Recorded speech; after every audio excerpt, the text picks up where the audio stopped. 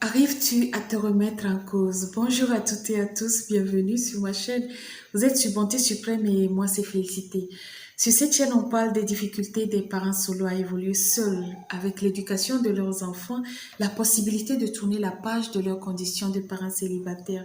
Sans oublier qu'on aborde le sujet des parents qui vivent en couple, leurs échecs, leurs succès. On est sur une chaîne de partage d'expériences. Vous venez de nous découvrir. Vous savez ce qu'il vous reste à faire. Abonnez-vous, likez, partagez. Faites grandir notre communauté et soutenir la chaîne. Et surtout, n'oubliez pas de partager avec nous vos expériences par rapport au sujet que nous abordons chaque jour sur cette chaîne. Est-ce qu'il vous arrive de vous remettre en cause? Peu importe que ce soit sur le plan professionnel, sur le plan social, sur le plan amoureux, est-ce qu'il nous arrive de nous remettre en cause?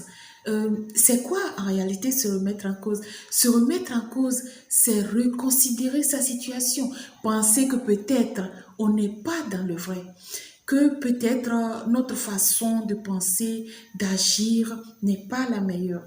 Et vous savez, ce n'est pas une faiblesse. Notez bien que quelqu'un qui arrive à se remettre en question aura fait un travail d'introspection sur sa personne.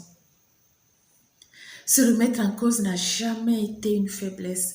Ça nous permet de cerner notre vie professionnelle. Ça nous permet de revoir nos relations dans le social. Ça nous permet de bien gérer notre vie amoureuse. Je sais pas moi, ça n'a jamais été une faiblesse. Je voudrais bien qu'on arrive à le percevoir. Présente tes excuses. Dis, je suis désolée, ça ne coûte rien, ça ne prend pas une chair de nous, ça ne diminue rien à ce que nous sommes.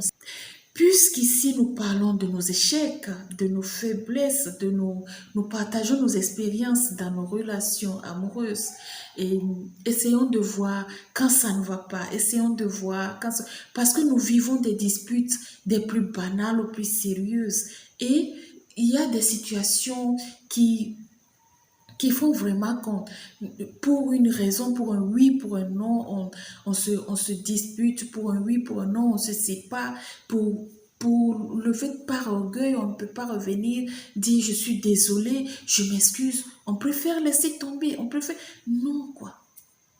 S'excuser n'a jamais été une faiblesse. Qui a dit que demander pardon changera de poste à quelqu'un?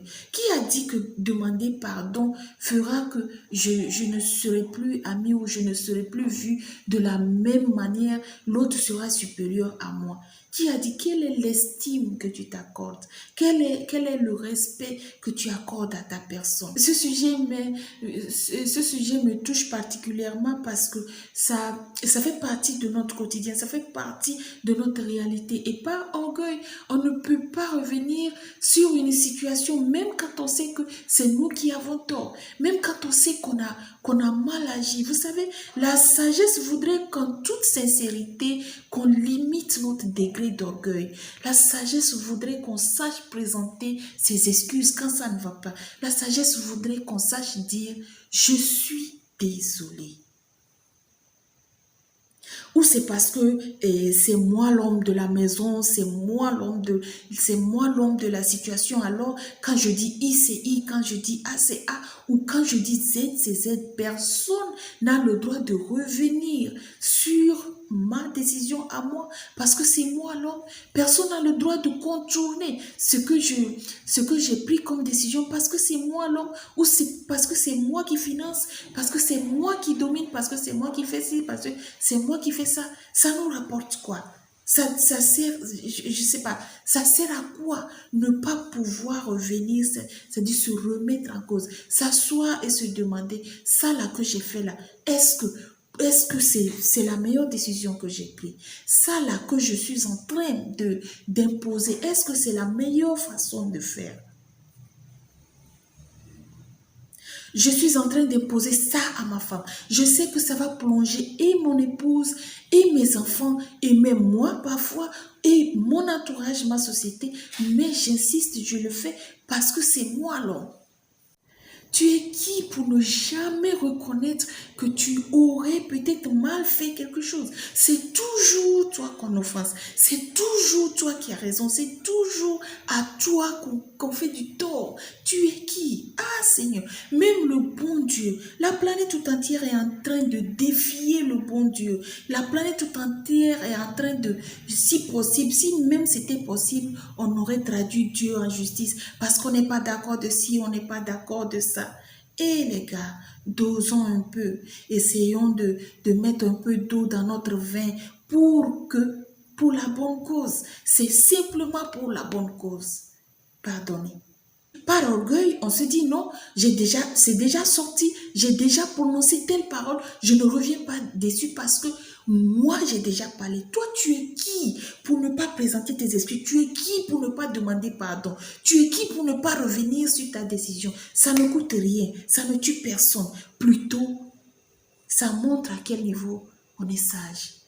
Si on ne peut pas le faire ouvertement, faisons je ne sais pas, une introspection sur nous et changeons de caractère, changeons de comportement. Ou alors parce que c'est moi la femme, c'est moi la plus belle, c'est moi qui ramène de l'argent à la maison, ou je suis chef d'entreprise, je suis ministre de mon état, je ne sais quoi, excusez-moi de citer tout ça là, mais je suis millionnaire, je suis socialement à tel niveau, donc je n'ai pas, personne ne doit me contourner, quels que soient mes caprices, que ce soit des plus petits et des plus petites, une caprice, que ce soit une plus petite ou une plus grande, il n'a pas le droit, mon homme n'a pas le droit de me dire non, il n'a pas le droit de revenir sur ma parole, il ne peut que dire oui. Ma société, la société dans laquelle je vis, personne ne peut me contredire, personne ne peut, parce que je suis quoi? Je suis la plus belle, je suis la plus intelligente, je suis la plus aisée, la plus positionnée dans le couple, dans le secteur, je suis la plus quoi? Un plus petit peut être plus sage qu'un plus grand, n'oubliez pas ça. On peut apprendre d'un plus petit. Peu importe notre situation sociale, peu importe notre situation professionnelle, notre situation financière, peu importe notre situation dans le couple. Essayons je sais que ce n'est pas facile, de revenir un peu en nous et de voir si les actes que nous posons concordent avec notre réalité. Pourquoi est-ce qu'il y a tellement de disputes entre nous? Pourquoi est-ce que ça ne va pas? Se poser la question, qu'est-ce que je ne sais pas faire? Qu'est-ce que j'ai mal fait? Excuse-moi s'il te plaît. Réveille ton partenaire, je ne sais pas. Laisse passer le temps, laisse tomber la tension. Réveille ton partenaire. Excuse-moi s'il te plaît, je ne savais pas que je t'ai blessé. Croyez-moi, ça ne tue pas. Ça ne fait que renforcer, resserrer les liens que vous avez commencé depuis des années parfois. Et pour une banalité, vous risquez de tout casser, de tout perdre parce que vous ne pouvez pas vous rabaisser en demandant pardon. Vous ne pouvez pas vous rabaisser en reconnaissant que c'est moi qui ai tort, c'est moi qui ai mal fait. Je nous prie d'essayer de revoir cette situation parce qu'elle est trop présente en nous, elle est trop présente dans nos couples. On se sépare pour un oui, pour un non. On se sépare, on laisse des enfants victimes de notre orgueil, victimes de notre inconscience, victimes de notre irresponsabilité. Et ces enfants-là ne nous ont pas, s'il vous plaît, demandé à venir.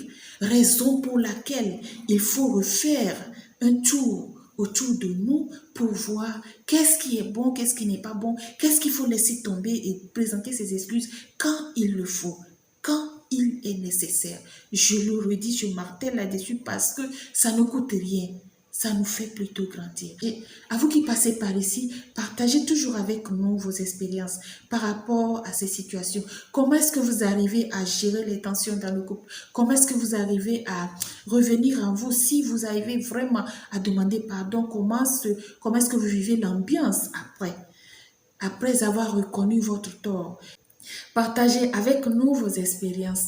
Si vous avez aimé la vidéo, n'hésitez pas à la partager et liker. Faites grandir la communauté, soutenir surtout la chaîne. Je vous dis à la prochaine. J'espère que c'est pour très bientôt. Prenez bien soin de vous. Force à vous, chers couples. À plus.